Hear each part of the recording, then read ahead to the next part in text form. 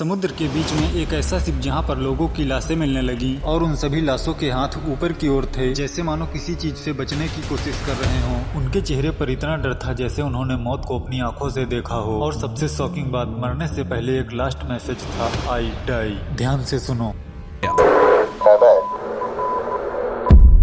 और उस शिप का नाम था SS ओरंग मैदान।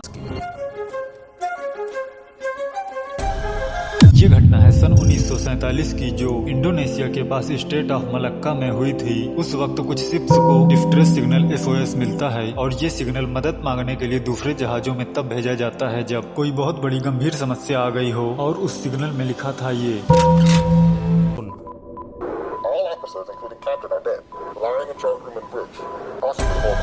मतलब सारे ऑफिसर्स, कैप्टन और क्रू मेंबर मारे जा चुके हैं। और फिर कुछ सेकंड बाद एक और मैसेज आया, आई डाई।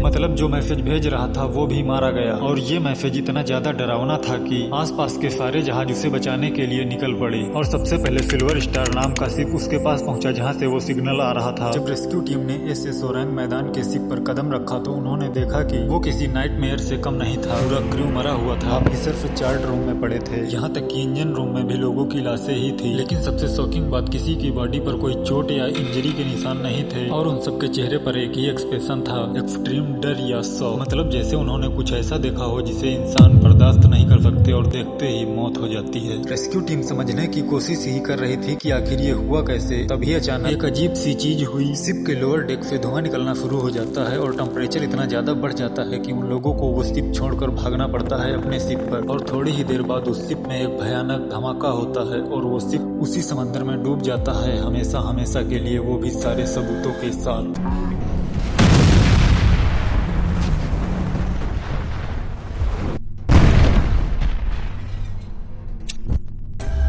एविडेंस के लिए बचा था केवल अब वो सिग्नल जो SS ओरंग मैदान ने भेजा था और दूसरा सिल्वर स्टार की रेस्क्यू टीम। अब सवाल ये है कि ये सब हुआ कैसे। कुछ एक्सपर्ट का कहना है कि शिप में साइनाइड या टॉक्सिक केमिकल ले जा रहे थे और गैस लीक होने से सारे के सारे लोग मारे गए। लेकिन सवाल ये है कि जब रेस्क्यू टीम गई तो उन्हें कुछ क्यों नहीं हुआ। कुछ लोगों का मानना है कि SS ओरंग मैदान सच में एग्जिस्ट ही नहीं करता है, मतलब इस नाम का कोई शिप ही नहीं है। काफी ज्यादा रिसर्च करने के बाद पता चलता है कि इस शिप का कोई ऑफिशियल रिकॉर्ड नहीं है। ये कहानी सन 1940 में सबसे पहले मिस्ट्री मैगजीन और न्यूज़पेपर में पब्लिश हुई थी। मतलब हो सकता है इस शिप में लीगल तरीके से कोई केमिकल या कुछ और लाया जाता हो या ले जाया जाता हो। ये कहानी आज भी एक अनसॉल्व मिस्ट्री है। तो जिंदा लोगों का क्या मानना है कमेंट करके जरूर बताना।